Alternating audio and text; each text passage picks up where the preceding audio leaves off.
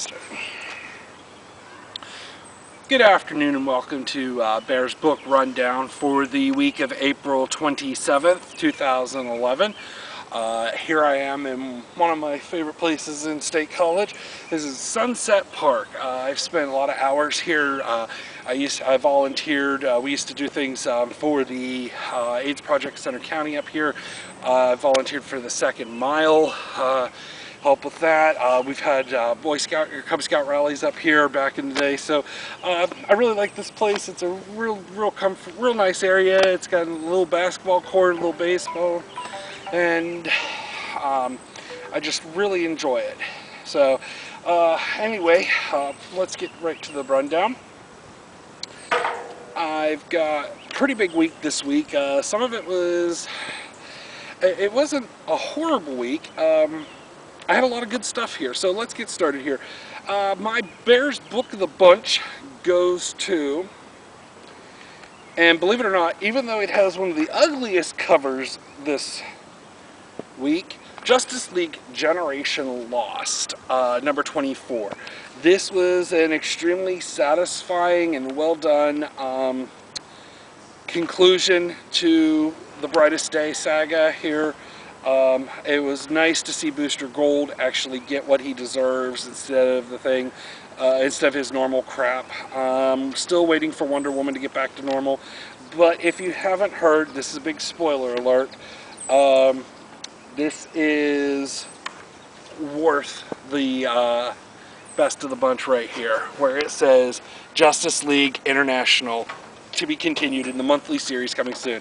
I kind of piddled myself a little bit there. So I was really pleased by this. This was just a fun ride. Winnick, I know people hate his guts. He did a very good job on this book, and honestly I like his Power Girl and I liked his Batman. So I don't know why people hate him so much. I think that they're just haters and they like to hate. So anyway, my book of the bunch, Justice League Generation Lost number 24.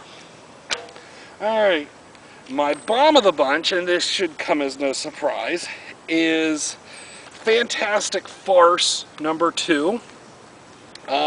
Somewhere down the road, not sure when, not sure where, Steve Epting lost his ability to draw.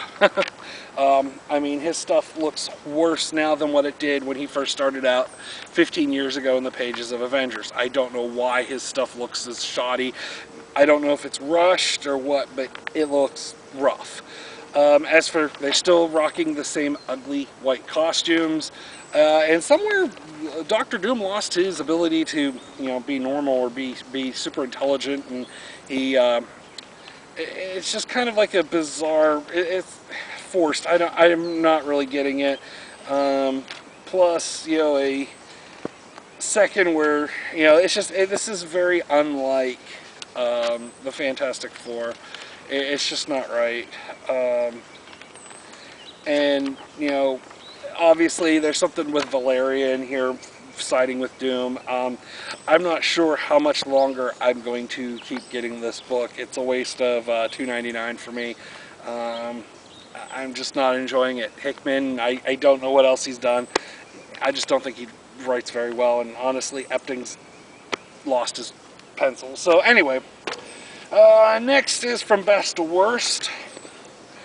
We're going with the next thing, Brightest Day number 24.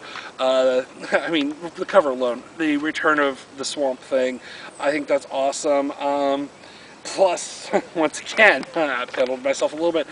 Looks like Hellraiser or John Constantine is coming back into the Marvel or DC universe for the first time. I don't remember him being in anything since Crisis of Infinite Earths number 12. That's the last time I can remember seeing him interact with the regular people from the DCU. So anyway, this was a great. They did a good job on letting things go, like letting things continue. They set some subplots up for Firestorm, Hawkman. I don't understand why they went through the trouble of bringing back Shiera Hall only to have her die. and not come back. That doesn't make sense to me. Why didn't you just keep Kendra? That seemed like it was a big tease. I'm hoping that there's going to be something more with it, and that Shiera does come back. Otherwise, I think, honestly, I think Jeff Johns and Tomasi, I think they kind of took advantage of the readers to just bring back Shiera for 6 months or so, and for a year. You know, it's just, I think that they screwed the readers over if they do it like this. So I'm hoping that there's a payoff down the road. But anyway, Brightest Day, number 24, good book. Next is a big surprise to me because, you know, I'm not exactly a big fan of most of the characters in this, but Batman Incorporated number 5. I love the fact that they have a big story going with Kathy Kane, the original Batwoman. I love the fact that they're bringing back a lot of the Silver Age and even some of the Golden Age aspects of the Batman mythos. I'm not fond of the art in this. It's too blotchy, and it's not that great for a Batman title, but it's still, the story's worth it. It's nice seeing Batwoman interact with everybody else. I liked how she realized that this was not the same Batman she's been seeing for the past year. I like how it's kind of just bringing everybody together for different things. I'm just kind of excited, like to see, you know, maybe a little bit of Dick Grayson, maybe a little bit of Tim, you know, it'd just be nice.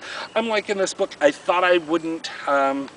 I thought the whole idea of Batman setting up the Batman Corps was just kind of really stupid.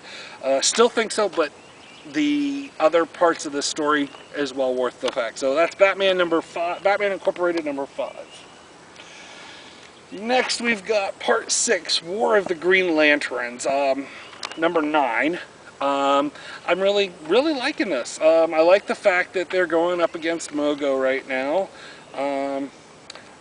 And what's bad is, you know, this is just, it's intense almost. It is a very fast ride. I can't wait till it's over so I can start everything and reread it all in one swoop, because honestly, this is not taking much time, and it's, you know, only what, an hour has gone by from the first part to Part 6. So this is kind of like what they call a thrill-paced action ride. That's kind of how this is. This is probably going to read a lot better in trade paperback, but it's just most action epics do, and that's what this is. This is pretty much non-stop action, ring slinging, ring wielding power. I mean, these guys are great. It's nice seeing all 4 Green Lanterns from Earth take part in this. I'm really enjoying it. It still keeps not looking good for Kyle, but, you know, hey, I can hope, because I do like Kyle better than John Stewart.